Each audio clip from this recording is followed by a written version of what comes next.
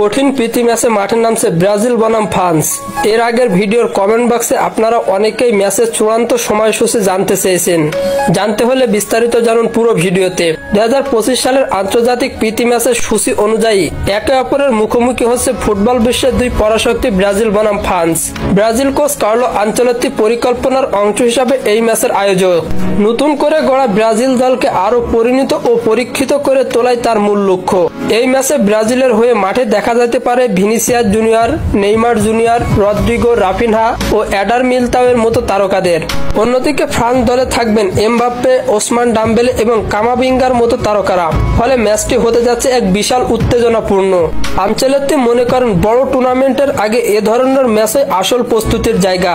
বিশ্বকাপ 2026-এর জন্য দলকে গুছিয়ে নিতে এমন ম্যাচের গুরুত্ব অনেক। কোচের ভাষায় দলকে কঠিন প্রতিপক্ষের বিপক্ষে খেলে শক্তভাবে প্রস্তুত করা এখন মূল কাজ। তবে ব্রাজিল বনাম ফ্রান্সের প্রীতি ম্যাচটি কবে হবে তা নিজেই জানিয়ে দিলেন কোচ কার্লো। তিনি বলেছেন, ফিফা ক্লাব বিশ্বকাপের পর নভেম্বরের শেষে বা ডিসেম্বরের শুরুতেই ম্যাচ